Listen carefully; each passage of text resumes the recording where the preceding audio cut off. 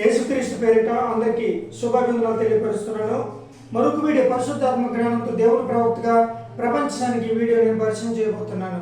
ఈ వీడియో పేరు ముఖ్య ఉద్దేశం ఏమిటంటే, యెహోవా దేవుడు తుఫాన్లోను సుడిగాల్లోనూ వచ్చేవాడు.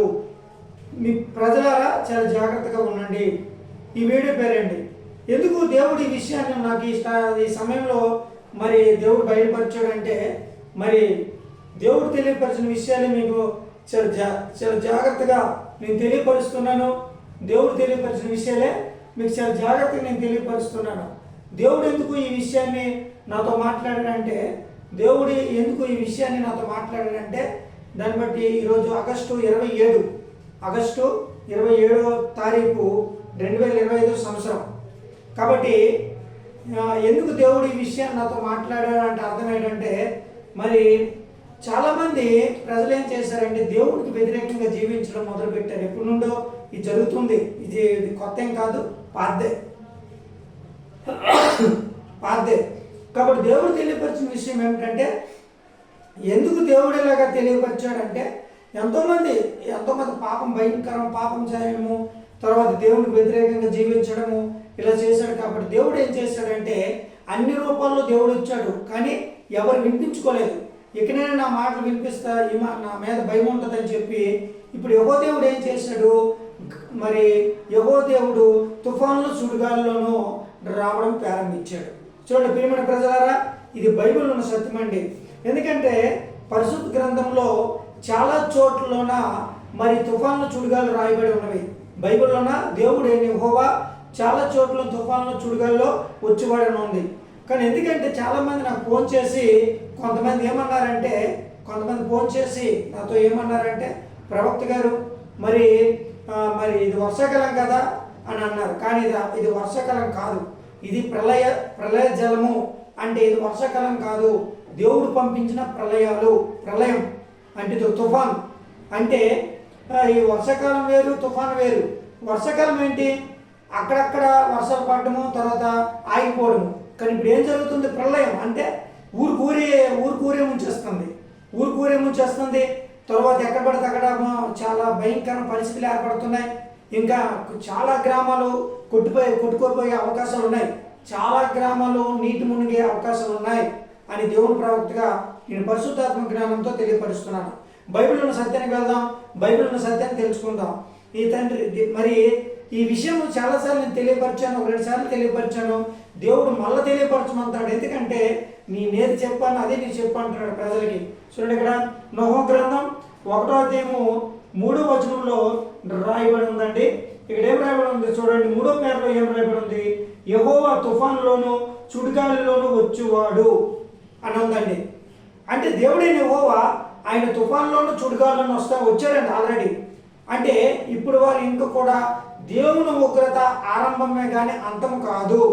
ఏదో ఒక చోట, ఏదో ఒక దేశంలో, ఏదో ఒక గ్రామంలో ఆయన ఉగ్రత కొనసాగుతూనే ఉంటుంది. అంటే ఏదో ఒక దేశంలో చాలామంది అనుకోవచ్చు, ఇది వర్షాకాలం కదా, ఎండాకాలం వస్తే వర్షం పడదనుకోవచ్చు. అది పిచ్చి మాటలు, పిచ్చి భ్రమ. దేవుడైన యెహోవా ఆయన ఎనీ టైం తుఫాన్లో చుడిగాలు వచ్చేవాడు అనమాట. ఎనీ టైం అంటే యెహోవా దేవుడు తుఫాన్లో చుడిగాలు ఎనీ టైం వస్తున్నాడు అని అర్థం అనమాట. ఇక్కడ కాకపోయినా బైబిల్లోని కొన్ని సత్యాలు మీకు తెలియపరుస్తాను. ఒకవేళ బైబిల్లోని వాళ్ళు టిక్కులు పెట్టుకోండి, ఎక్కడెక్కడ దేవుడు తుఫాన్లో చుడిగాలు వచ్చేవాడు చూడండి. ఇక్కడ మరి యోవేలు గ్రంథం మరి 1:15 వచనము, జకరియా 9:14 వచనము, యెషయా 30:27 వచనము, యెహోషువ 10:11 వచనము, ఇర్మియా 12:12. ఇది బైబిల్ ఉన్న సత్యాలండి. ఈ బైబిల్ ఉన్న సత్యాల్లోన దేవుడైన యెహోవా ఇన్ని చోట్లలోన బైబిల్లో సత్యాల్లోన తుఫాన్లో వచ్చి ఉన్నాడు. ఆల్రెడీ వచ్చాడు అప్పుడులోన. కానీ ఇది భూప్రపంచంలో కూడా దేవుడు ఏం చేశాడంటే, మరి గాలి తుఫాన్లోన ఆయన తుఫాను చుడిగాలిలో వచ్చాడు మళ్ళా. ఎందుకంటే తుఫాను చుడిగాలి అది వేరు, అది భయంకరమైన ఒక ప్రళయం, దేవుడు పంపించే ప్రళయం. కాబట్టి చాలా జాగ్రత్తగా ప్రజలారా, మీరు చాలా జాగ్రత్తగా ఉన్నామని చెప్తున్నాను దేవుని ప్రవక్తగా. ఏ టైంలో ఎవడ ప్రాణం పోతుందో, ఏ టైంలో ఏ వాగులో ఎవడ కొట్టుకుపోతాడో తెలియదు. కానీ చాలా జాగ్రత్త వినండి. ఇప్పుడు నేను నేను ప్రార్థన చేశాను, నేను యూట్యూబ్లో చూసిన తర్వాత నా మనసు ఒప్పక ప్రార్థన చేశాను. దేవుళ్ళో ధ్యానంలో ప్రార్థన చేసినప్పుడు దేవుడు నాకు ఈ వాక్యం మళ్ళీ చూపించాడు. నేను తుఫాన్లో చుడుగాలను వచ్చి ఉన్నాను అన్నాడు.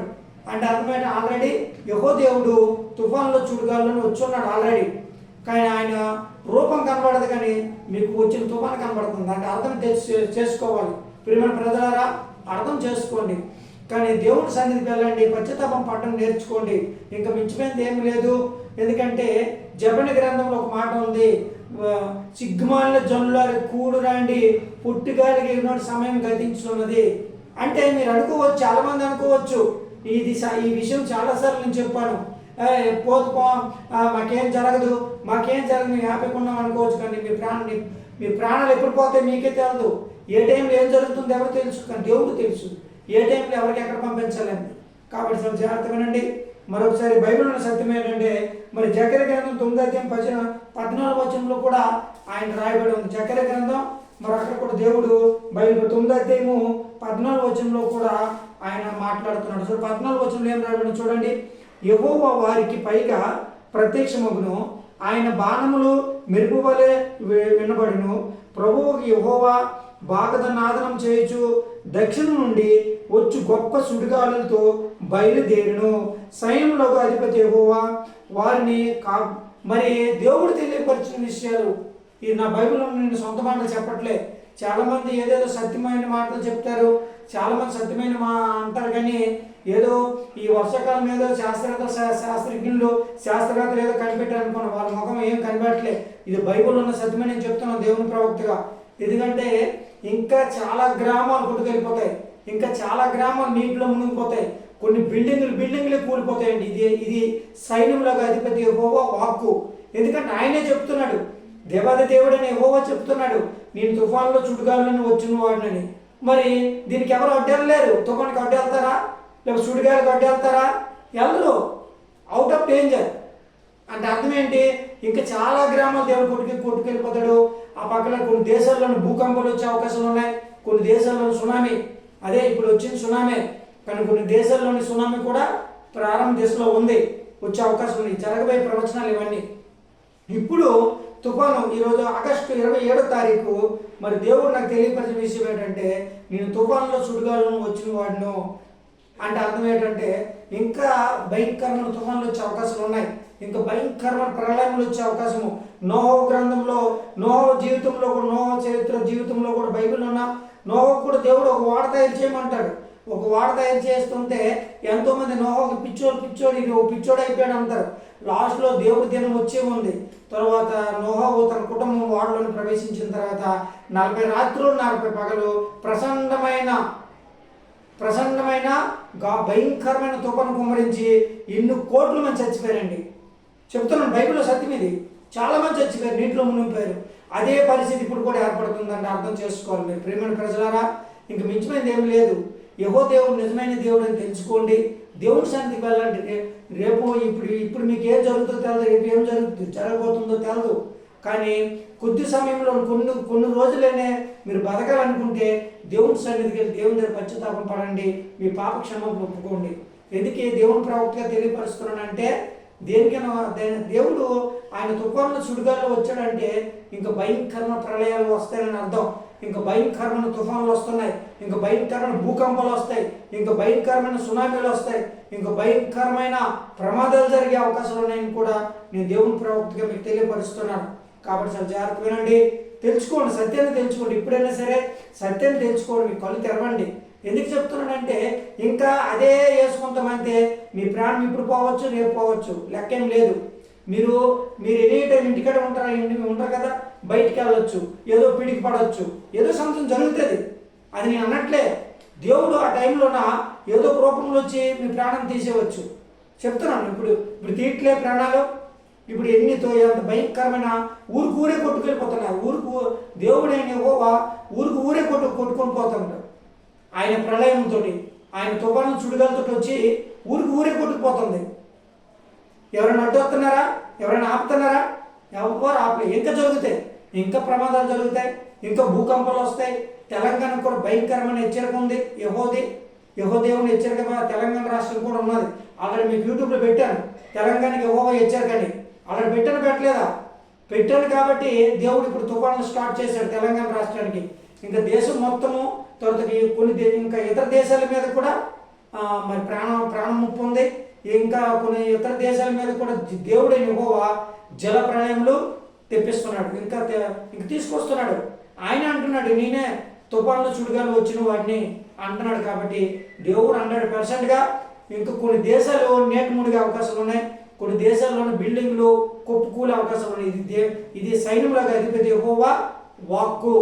కాబట్టి ఇక్కడ ఏం రాయబడి చూడండి, జకర్యా గ్రంథంలో కూడా దేవుడైన యెహోవా రాశాడు. యోవేలు గ్రంథంలో కూడా 1:10 వచనంలో కూడా ఇదే కొన్ని పాయింట్లు రాయబడి ఉన్నాయి. తర్వాత 30 యెషయా గ్రంథం 30:27 వచనంలో కూడా ఇదే రాయబడి ఉంది. 10:11లో కూడా 12:12, మరి ఇర్మియా కూడా 12:12లో కూడా ఇది కేవలం ప్రళయం, దేవుడు పంపించిన ప్రళయాలు. ఎక్కడెక్కడ ఏ చోట్ల దేవుడు సుడిగాలి తుఫాన్లో వచ్చాడో ఇది బైబిల్లో ఉన్న సత్యాలు ఇవ్వండి. కాబట్టి చాలా జాగ్రత్త వినండి. ఇంకా ఎందుకంటే నేను దేవుడికి, ఈ ప్రజలకి, ఈ భూప్రపంచంలో ఉన్న ప్రజలకి దేవుడు నేను మధ్యవర్తను కాబట్టి దేవుడు చెప్తాడు, నా భక్తుడే తెలియపరచు అంటారు. కానీ అక్కడ ప్రళయం జరుగుతుందని నాకు తెలుసు, దేవుడు చెప్పాడు కాబట్టి నేను చెప్తాను, కానీ నేనేం చేయలేకపోతున్నాను. కాబట్టి ఈ భూలోకం ప్రజలు వినరు, ఆయన వదలడు. దేవుడు వదలడు ప్రజల్ని, ఈ భూలోకం ప్రజలు వినరు. ఇదే తేడా, ఇదే పోరాటం నా మధ్య నుండి.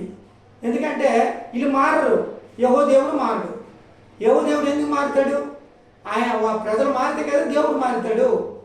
కాబట్టి చాలామంది సంఘాల్లో ఏం చెప్తున్నారంటే ఇంకా ఆశీర్వాదాలు అభిషేకాలు అవుతున్నారు, కానీ అవన్నీ ఎప్పుడు పోయినాయి. కానీ ఇప్పుడు కృపతో వస్తాయి ఆశీర్వాదాలు అభిషేకాలు. కానీ ఏంటంటే ఇప్పుడు కృప లేదు, అంత్య దినంలో ఉన్నాం కాబట్టి.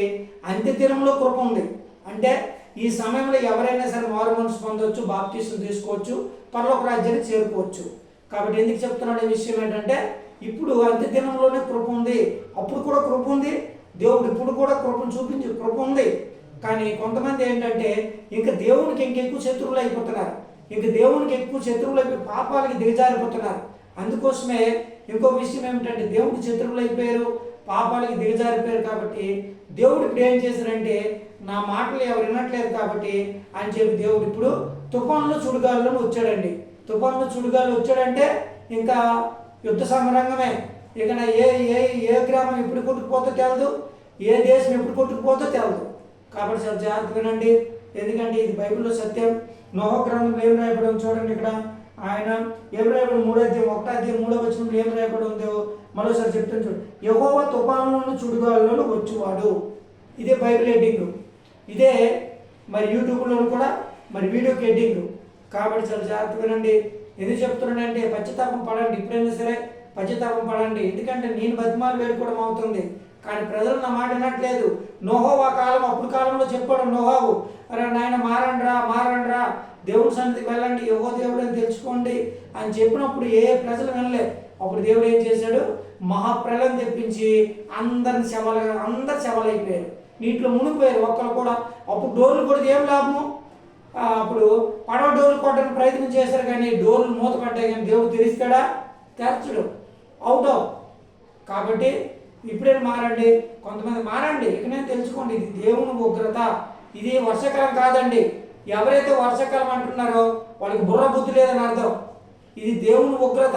ఈ తుఫాను, ఇప్పుడు వచ్చిన తుఫాన్లన్నీ కూడా దేవుడికి సూచకరమైనవి. ఇవన్నీ ఇప్పుడు వచ్చిన తుఫాన్లన్నీ కూడా దేవుడు పంపిస్తున్న తుఫాన్లు ఇవన్నీ. ఆయన అంటున్నాడుగా తుఫాన్లో చుడుగాల్లో నీవు యెహోవా వచ్చేవాడంటే ఎవరు? యెహోవా వచ్చాడు తుఫాన్లో చుడుగాల్లో. ఒక సమయంలోన మరి దేవదూతలను పంపించాడు, ప్రజలు వినలేదు. యేసుప్రభువుని పంపించాడు, ప్రజలు వినలేదు. పరిశుద్ధాత్మ రూపంలో వచ్చాడు, ప్రజలు వినలేదు. అందుకే దేవుడు ఏం చేశాడు, ఇప్పుడు తుఫాన్ రూపంలో వచ్చాడు. కాబట్టి చాలా జాగ్రత్తగానండి. ఇన్ని రూపాల్లో వచ్చినప్పుడు కూడా, దైవజనులతో చెప్పినప్పుడు కూడా, దైవజనులతో సంఘాలు మాట్లాడినప్పుడు కూడా, దైవజనుల సంఘాలతో మాట్లాడినప్పుడు కూడా ప్రజలు వినలేదు కనుక ఇప్పుడు దేవాది దేవుడు యెహోవా ఏం చేశాడంటే తుఫాను చుడుగాల రూపంలో వచ్చాడు. ఆయన డైరెక్ట్గా డిసైడ్ అయ్యాడు. ఇక్కడ మనుషులు ఎవరు పంపించలేదు. ఇక్కడ సేవకులతో మాట్లాడాడు, ప్రజలు వినలే. తర్వాత పరిశుద్ధాత్మ పేరపంతో వచ్చాడు, ప్రజలు వినలే. భూప్రపంచంలో ప్రజలు వినలే. తర్వాత దేవదూతలను పంపించాడు, ప్రజలు వినలే. ప్రవక్తలను పంపించాడు, ప్రజలు వినలే. ఇంకెవరు వెళ్ళలేక యేసు ప్రభువాన్ని పంపించాడు, ప్రజలు వెళ్ళలే. అందుకే దేవుడే డైరెక్ట్గా తుఫాన్ రూపంలో వచ్చాడండి. ఆయనే డిసైడ్ చేశాడు. ఇక్కడ ఆయన డైరెక్ట్గా ఫిక్స్డ్ అయిపోయాడు. నేను వెళ్తేనే కొన్ని మంది అని బతుకుతారు, కొంతమంది సత్తారు, కొంతమందికైనా రక్షణ ఉంటుంది, కొంతమందికైనా నరకానికి వెళ్తారని చెప్పి దేవాది దేవుడని యెహోవా ఏం చేశాడు, ఆయన తుఫాన్లో సుడిగాల్లోనూ వచ్చాడండి. ఇది తుఫాన్. ఇది ఏంటంటే వర్షాకాలం కాదు. వర్షాకాలం వేరు, తుఫాన్ వేరు. వర్షాకాలం ఏంటి?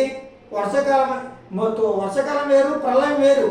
ఇప్పుడు వర్షాకాలం అయితే, ఇప్పుడు సపోజ్ వర్షాకాలం అయితే ఇల్లు కొట్టుకుపోవు కదా. వర్షాకాలం అయితే ఊరికి ఊరు కొట్టుకుపోదు కదా. వర్షాకాలం అయితే మరి చాలా గ్రామాల్లో ఎందుకు భయంకరమైన వరద వచ్చింది, ఎందుకు పంట నష్టం వచ్చింది, ఎందుకు పంట పొలాలు దెబ్బతిన్నాయి? ఇది వర్షాకాలమా? వర్షాకాలం అయితే పంట పొలాలు దెబ్బతింటాయా? వర్షాకాలం అయితే పొలాలు దెబ్బతింటాయా? నో, వర్షాకాలం కాదండి. దేవుడిని ఉగ్రత ప్రళయము అంటే వర్షాకాలం అయితే ఊరు కొట్టుకెళ్ళిపోద్దా? వర్షాకాలం అయితే పంటలు నాశనం అవుతాయా? వర్షాకాలం అయితే మరి ఊర్లోనికి వాటర్ వచ్చేద్దా? కాదండి. చాలామంది తప్పు ప్రసారాలు చెప్తారు. కొంతమంది తప్పుగా ఏమి తెలదాలకి లోకజ్ఞానం వాళ్ళకి ఏం తెలుసు? గుడ్డు తెలుసు, ఏం తెలదు. కాబట్టి ఇది వర్షాకాలం అంటారు. వాళ్ళ మొఖం ఇది వర్షాకాలం కాదు ప్రజలారా, ఇది దేవుని ఉగ్రత మహాప్రళయము. కాబట్టి ఇంకా కొన్ని గ్రామాలు కొట్టుకెళ్ళిపోతాయని చెప్తున్నాను దేవుని ప్రవక్తగా. ఇది యెహోవా వాక్కు. చాలా గ్రామాలు కొట్టుకెళ్ళిపోతాయి, చాలా ప్రాణ నష్టం జరుగుతుంది, ఆస్తి నష్టం జరుగుతుంది, ఇంకా చాలా జరుగుతాయండి. అందుకే ఇప్పుడైనా పశ్చాత్తాపం పడండి, యెహోవా దేవుడని తెలుసుకోండి, నిజమైన దేవుడని యెహోవా తెలుసుకోండి, ఆయన పాద సన్నిధిలోకి రండి. పశ్చాత్తాపం పడితేనే ఆయన ఉగ్రత చల్లారుతుంది. లేదు ఇప్పుడు ఏంటంటే ఇంకా దేవునికి వ్యతిరేకంగా మేము జీవిస్తాము, ఇంకా దేవునికి వ్యతిరేకంగా మేము తిరుగుతాము, ఇంకా దేవునికి వ్యతిరేకంగా మా ఇష్టం వచ్చిన పోరాటం చేస్తారంటే మీ ప్రాణాలు మిగలవు, మీ ప్రాణాలు పోవడం ఖాయము. ఏ టైం ప్రాణం పోతో తెలదు, ఎక్కువ సంవత్సరాలు మీరు బతకరు. ఇది యెహోవా వాక్కు. మీకు తొందరలోనే ఆయుస్సు తరిగిపోతుంది. ఓకేనా? చాలా జాగ్రత్తగా వినండి. కాబట్టి చాలా జాగ్రత్త విని చాలా జాగ్రత్తగా మన దేవుని ప్రవక్తని మనం చేస్తున్నాను. ఎందుకంటే యెహోవా దేవునికి ఈ భూలోకం ప్రజల మధ్య నేను దేవుని ప్రవక్త, దేవుడు నాకు నిలబెట్టాడు. ఎందుకంటే ఏ సేవకుడైన ప్రవక్త హెచ్చరికలు పంపించడు ప్రపంచానికి, దేశానికి. నాకు దేవుడు వాళ్ళకి హెచ్చరికలు పంపించమని చెప్పి చెప్తున్నాడు. అలాంటి సందేశాలు యెషయా ప్రవక్త గారు కూడా అప్పుడులోన బైబిల్లోన యెషయా ప్రవక్త గారు కూడా తెలియపరిచారు సందేశాలు. కాబట్టి చాలా జాగ్రత్తగా రండి. ఎక్కడైనా మారు మనసు పొందడానికి ప్రయత్నం చేయండి, లేకపోతే మీరు బ్రతకడం చాలా కష్టం. కాబట్టి చాలా జాగ్రత్తగా మరొకసారి యేసుక్రీస్తు పేరిట అందరికీ శుభాభివందనాలు తెలియపరుస్తున్నాను దేవుని ప్రవక్తగా. చాలా జాగ్రత్తగా దేవుని ప్రవక్తగా మనం చేస్తున్నాను.